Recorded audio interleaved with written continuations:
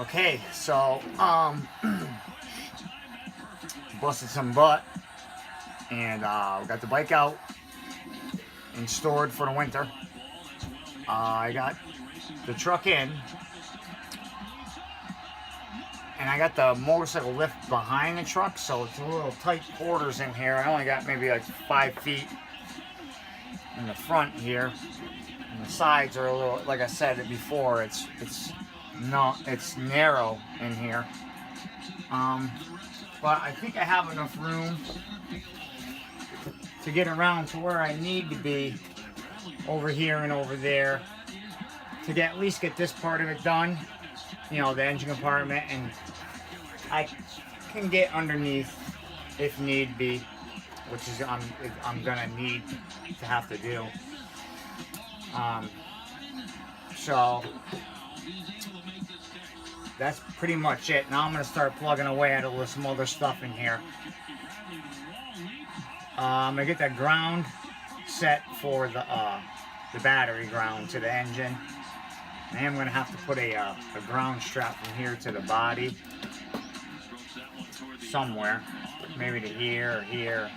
Take this right out of here. I don't need it.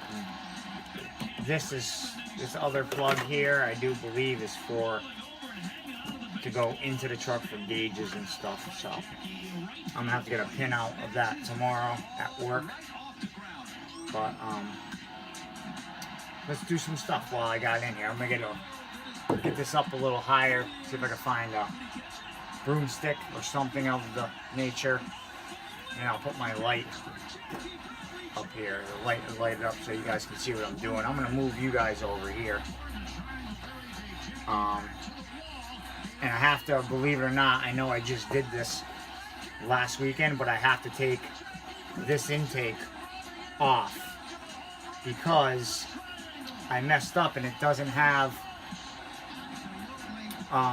it only has one nut cert for the throttle cable. So I gotta do that. I gotta swap the intake, so no big deal. We'll get it done. Alright. So I'm gonna pull over and pause you guys and get set up here.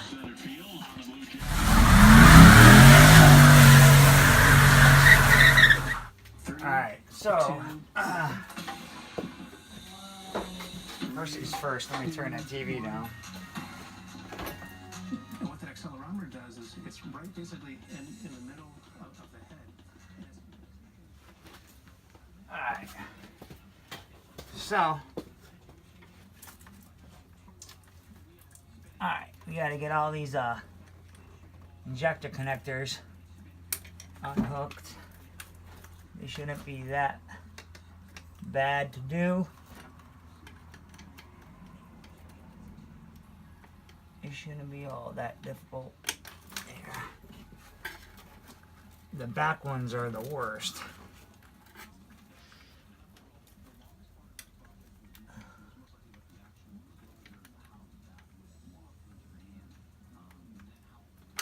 There we go. Alright, so there's one. These guys out of here. Alright. There's that out of there. I'm gonna come around to your side.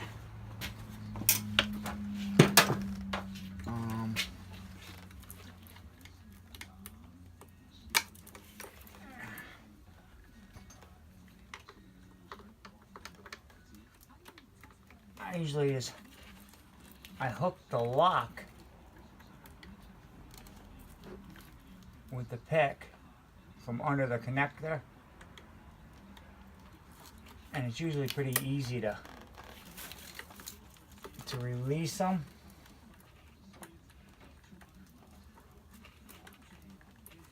But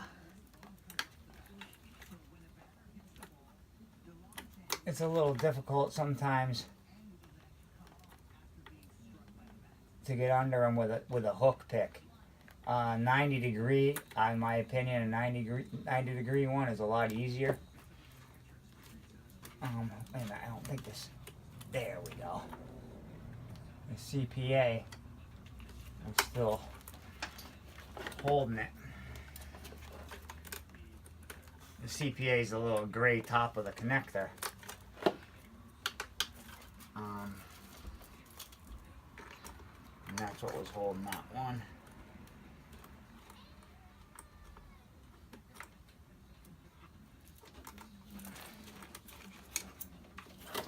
This one's really difficult with the alternator right in the way. There we go. Okay. So we got injector wiring off. I'm done. They're all labeled. If you remember last time we did this, they're all labeled on what's what. I'm gonna pull this.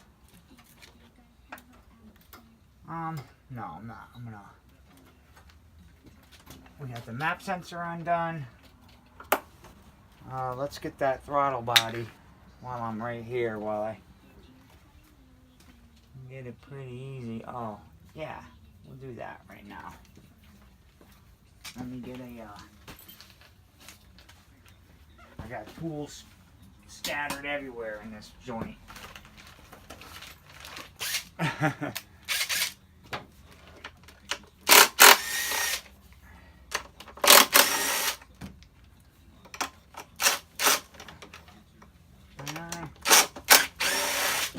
Go. There we go. And yeah. Let's let that throttle body down because I still have the coolant line hooked up to it. Alright, so now let's loosen these babies.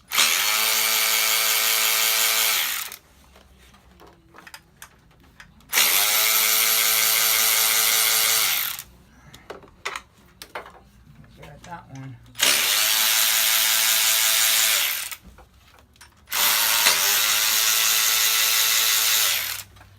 Man, I'm liking this ratchet. This bit driver ratchet just breezes these bolts right out. Granted, they're only like 89 inch-pounds, but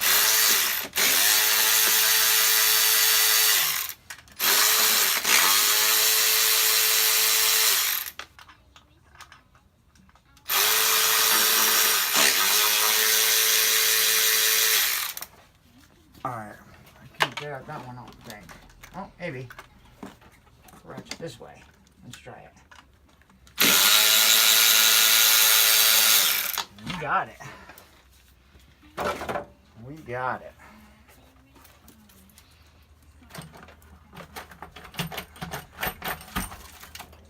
Alright. Alright, so we got the intake off. Let me get the other gasket, other intake cleaned up, and we'll slip it right on there. I'll be right with you in 1 minute. I'll put you on pause. So here's the deal. The reason why I took the intake off again is because the throttle bolts here, here, and here. The intake I had on there only has one, and these two are missing. So they just weren't put in there. But the bigger problem here is if I go with this intake manifold, I'm gonna have to come up with a plate for the EGR because that's wide open. Where if I go with this one, it's blocked off. So I have at work nut certs. They're 10 millimeter, well 6 millimeter nut certs that I think that I might be able to put in here, use the tool to collapse them, and I'll be able to insert, they're like thread certs, I'll be able to put in here. So I'm going to put this intake yet back on, and I'm going to change these decapped injectors out because I want to send them out. And I have a set of stock good ones that I know that are good right here. I'm going to put these injectors in because I do believe I am going to, before I put the turbo in and get all that, I think I'm just going to get it running with the V8 in it. And after I hear it run, then I'll put the turbo and I'll do the intercooler and I'll do all that. I think that's what my plan's gonna be. Don't quote me on it, but that's where I'm at right now. So I'm gonna put you on. I'm gonna pause you for a minute, and I'm gonna get that intake back on here. All right. Okay. Round 2. Let's put the intake back on.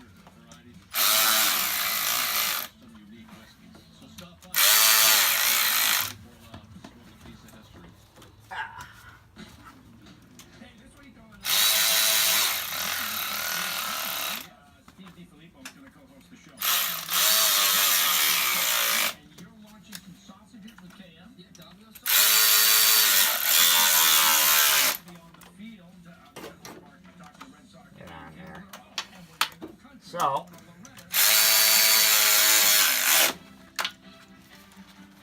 just gonna run through these again.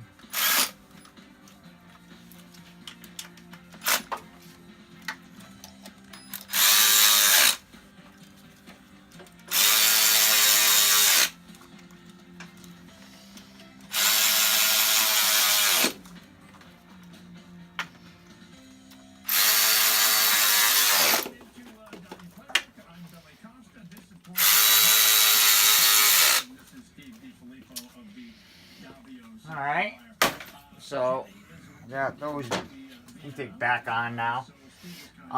Yeah, like I said, I'm 90% sure that I'll be able to put those nutserts in here.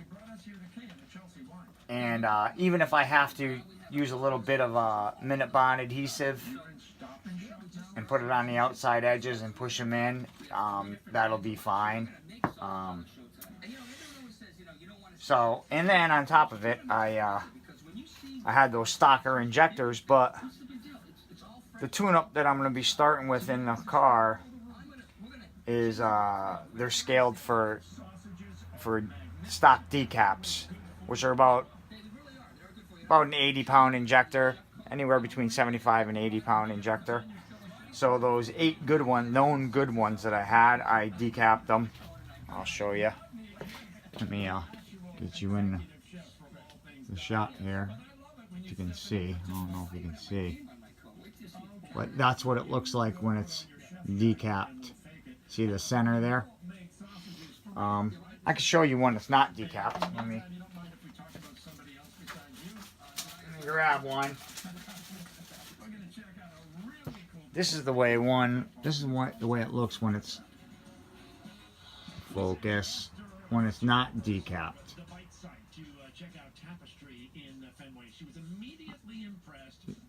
You see? What you do is you put it in a bench grinder and you see that brown circle? You go on a slight angle and you grind that brown circle away. And then you end up with something that looks like that. And that is a decapped injector. So, and I am in the process, I ordered in some graduated cylinders because I'm going to make my own flow bench, a homemade flow bench, so I can test my own injectors just to see if they're even for flow at a full static setting, because that's really what you're worried about, is when you're full throttle and the injector is at like 90% duty cycle. That's basically wide open to see how much fuel flows through it. So, and that's when you're the most worried, is when you're wide open. So, so that's what I'm going to do. I'm in the process of doing that now. So these would be good to just get it running, and then we'll get into the more technical stuff at a later date. But let me grab a little bit of grease. And we'll put these injector rails back together and put them back in. I'll pause you for a moment.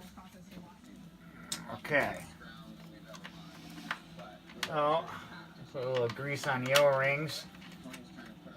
And I got the injectors all in the rail. And it's pushed them in very easy. Over in real easy. A little bit of lubricant on the O-rings.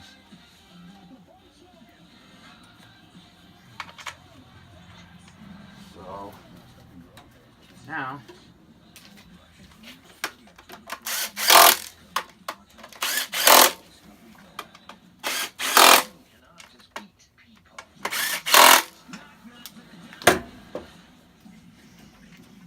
alright, now, throttle body back on.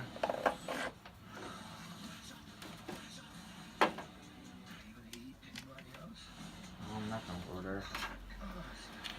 These are the 3 that go on there.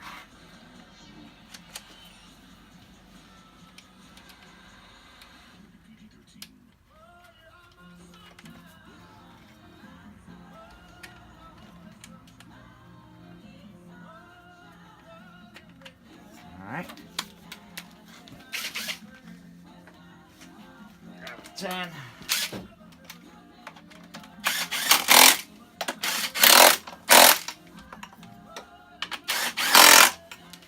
Alright. Here's our throttle body back on. Michael, you can do anything you want. Why this? I want to be stuck behind the desk. Alright. Out on your own? So I got TV on in the background, so Part of a team, making an impact. I need something in the background to keep my brain So what are you saying, Mom? normal. Okay, so there's our 4 injector lines there. There's our 4 injector lines for this side. I usually run the wiring on the inside of the rail through here, and I spin the injectors backwards so the plugs are in here. It kind of keeps everything like kind of a little cleaner. It's hard to have an LS engine look clean, you know, because it's there's so much stuff going on the top, you know. So if you you can turn them on the inside, and it kind of cleans it up a little bit, makes it look a little fancy, I guess. Let's move that out of my way. For those who thirst for more, Coors Light is colder, cleaner, and crisper. To refresh you for what's next. Coors Light, the world's most refreshing beer. Alright, unplug that. Push the CPA down. That's 2. Where's 4? Here's 4.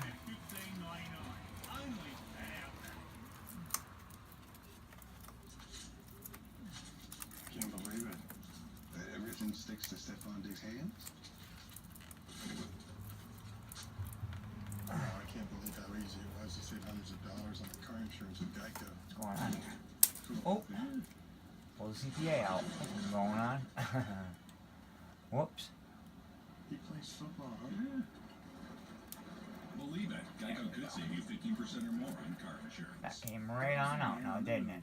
But choosing to go that extra mile can be tough on his body. That's why he wears Dr. Scholl's massaging gel insoles. They provide all-day comfort so he has the energy to keep moving, delivering joy every step of the day.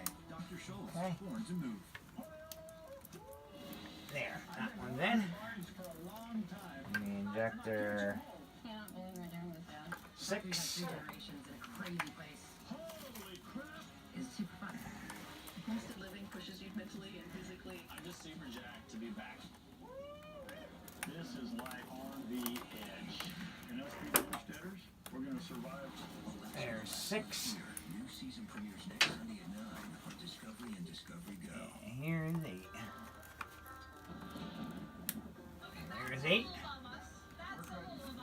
There. So they're all on the inside like that, see?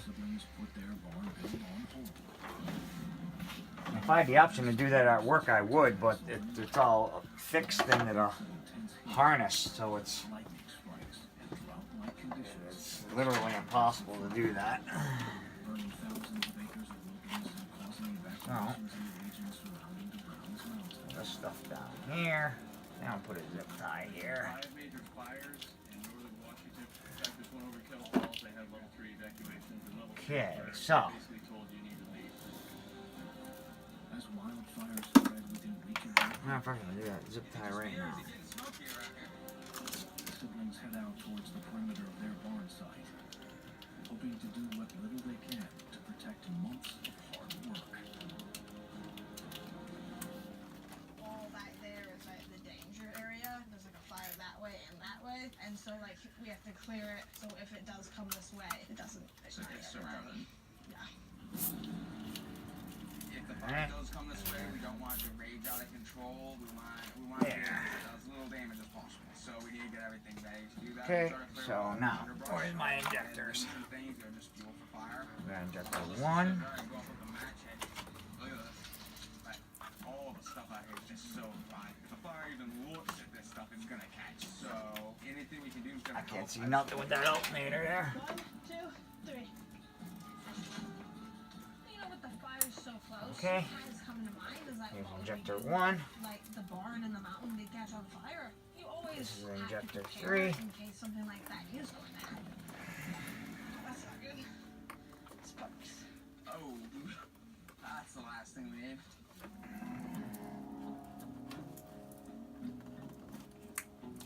Injector 3. Hey man, Glad to see you're open this time, bro. what's up, man? Just came by to see what you have going on. Yeah.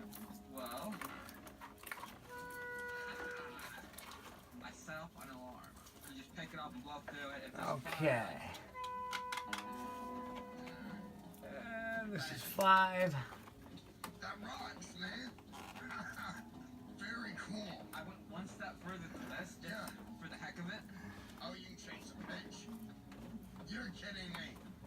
Dude. There we go. There's 5. And the infamous 7. Size and intensity of the forest fires around the area. It might be Infamous number 7. a solution to be able to help with it. Of course, I like challenging. And I also, check this out. Oh, dude, I like that. The design that I drew. There we go. Basically a fire response And vehicle. there's 7. Okay, so we're back together. Alright, so All details may vary except the color. This is my favorite that. part. Tomorrow I'm going to remember to bring those nutserts It's home. that water hose current. Alright, so I'm going to pause you guys and I'm going to go back now to get on that Very cool, Flo. battery and wiring mess I got going on. Okay, so moving right along. I shortened the crank sensor wiring harness. It was like 3 feet too long, so I shortened that. Heat shrunk it. That's all in. Installed the starter. I shortened the starter solenoid wire as well, and I got the main power lead hooked up to the starter. So that's all good. So now I could actually put my ground wire on now, and we could start wiring. We could legitimately start wiring the system to the truck. So I will get set up and then I'll be right back with you. Okay, so this is what I got to work with here. We have to fill in, we have to put threads in this hole and in this hole. Okay? Let me take that one out. Okay. This is what I have to work with. These are what you call a thread cert. Let me get into the view here. Sometimes in ways we never imagined. Where am I? Okay. That is a thread cert. And this is the way it works. I mean, see what I'm saying? The threads are here. There's a tool that I put in here, Everybody wants a new. and it collapses this, and it makes this part up the top here. Let me point to it. The people who do what it takes to build it. The top up here get fatter. See how it's kind of knurled? See if I can. See how it's knurled? it makes that part get fatter. And that should bite into the plastic. But I'm still gonna put a little Panabond adhesive around here. It's like a liquid plastic that hardens in minutes, and it cures over 24 hours. But you have a work time of 3 minutes. So we're gonna try that. And these are steel, so we're gonna give that a shot. So I have the tool pretty much set up, ready to go.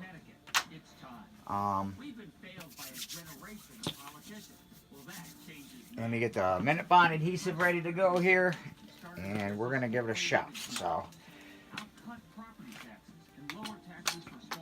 the Minute Bond adhesive gun looks like this. It's like a 2-part epoxy that when you squeeze on this, it pushes the 2 parts of the glue out here through this. It's called a static mixing tip, which it's got all kinds of like a maze in here that pushes all those 2 parts through here, and by the time it gets here, it's completely mixed. And then you have 3 minutes work time, 30 minutes clamp time, 4 hours cure time. So that'll be rock solid, as hard as this plastic, in 4 hours. So let's give it a shot. Let me get a tip out here.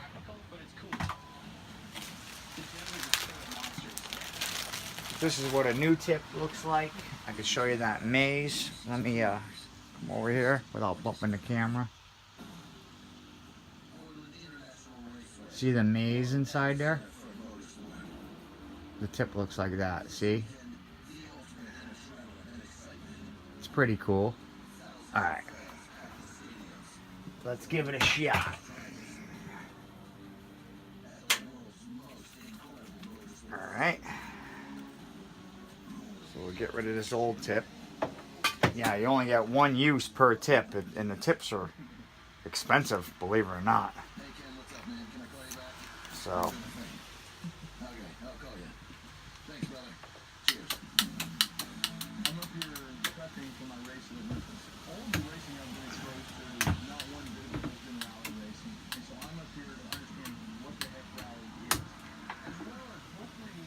Alright, so Dave has recommended that I meet a veteran co-driver, Krista Stupid. You're absolutely mental for doing that job on the right-hand side.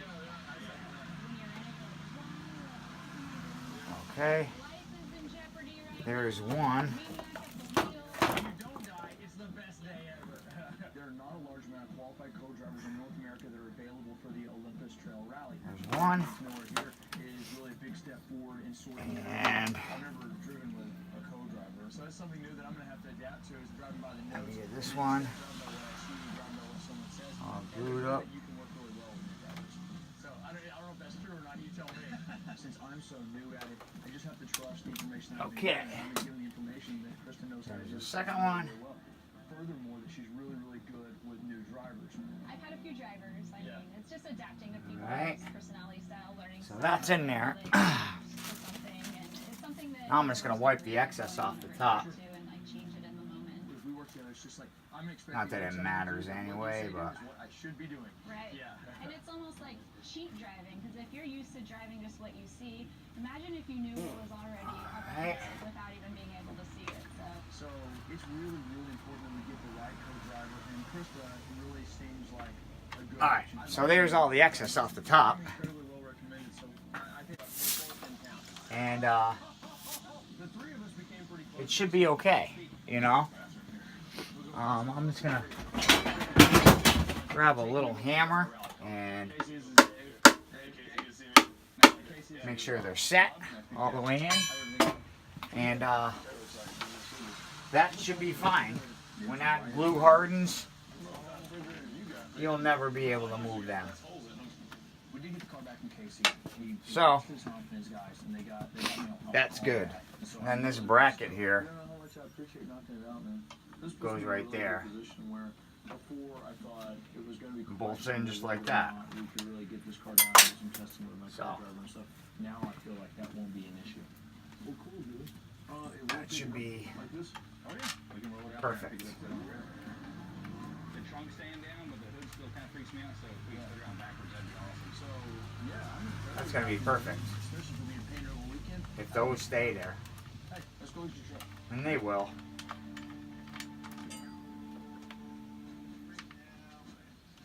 Yeah, we should be good. All right, so there's that taken care of.